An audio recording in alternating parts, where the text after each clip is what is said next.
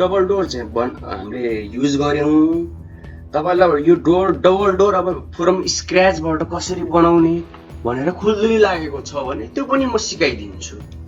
तर सकेसम्म ढोकाहरु डाउनलोडै गर्नु होला ओके कसरी बनाउने पहिला के गर्नु होला यो हाम्रो 4 फिटको हो टोटल हाम्रो ओपनिङ ठीक छ डबल डोर हो सो 2 फिटको सर्कल बनाउनुस् पहिला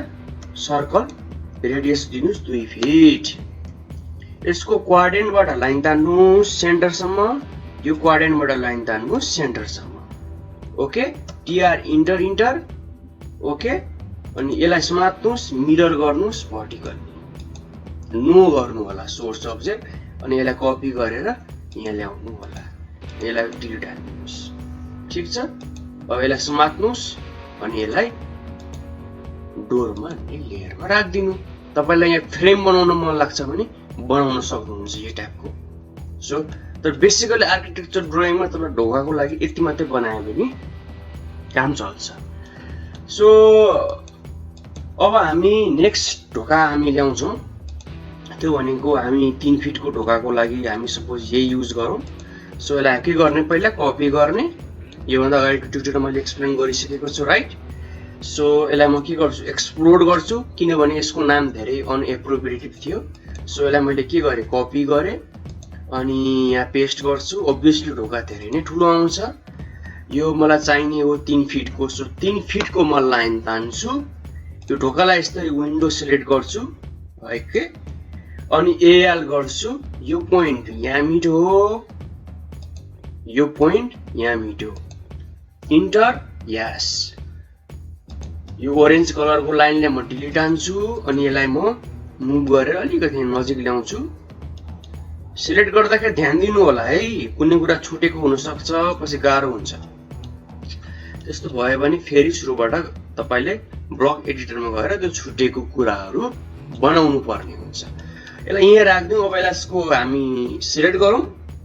अथवा बी इन्टर गरेर पनि हामी गर्न सक्छौं सपोज सधैँ सिलेक्ट गरेर नि बी इन्टर किन गर्ने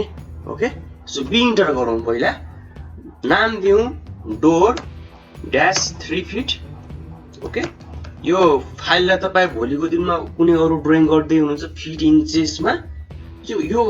ब्लक तपाई युज गर्न सक्नुहुन्छ है सो हामीले सिलेक्ट गरेका छैनौं यहाँ क्लिक गर्नु पर्यो सिलेक्ट गर्न फेरि त्यो डायलग बक्स आउँछ इन्टर हानिसकेपछि पिक पोइन्ट भनेको बेस पोइन्ट हो यति गरिसकेपछि ओके गरौँ सो यसलाई हामी एप्रोप्रिएट लेयरमा हामी राख्छौं सो अब यसलाई हामी मुभ गरेर अब के गर्नु पर्ने हुन्छ मुभ रोटेट ओके त्यो कुराहरु हामी गर्छौं आरो 90 डिग्री हामी अर्थो मोड अन गरौँ ट्याक्क 90 डिग्रीमा रोटेट हुन्छ सजिलो हुन्छ नि त काम गर्न सो यसलाई मुभ गरेर हामी यहाँ राख्छौं देख्नुभयो अब यसलाई मिरर गर्छौं रोटेट गर्दा नि हुन्छ तपाईले सो कुन कमान्ड कहाँ युज गर्ने अब तपाईमा डिपेन्ड गर्छ रोटेट गर्ने कि मिरर गर्ने कि के गर्ने भनेर ओके यहाँ मिरर नो गरे यहाँ सोर्स अब्जेक्ट अब घरिघरि नयाँ ढोका किन बनाइराख्ने ठीक छ यसलाई रोटेट गरे हामीलाई थाहा छ बाथरुमको ढोकाको ओपनिङ 2 फिट 6 इन्च हो अटेन के गर्ने त सिम्पल अलाइन गर्ने एएल इन्टर यो पोइन्ट यहाँ मिटो यो पोइन्ट यहाँ मिटो इन्टर यस त गर्नै पर्यो अनि यसलाई अलिकति तल मुभ गर्दिनु पर्यो सो ओभरअल हामीले ढोकाहरु राख्न सिक्यौं यसपछिको पार्टमा हामी यहाँ चेन गेटको सिम्बल कसरी बनाउने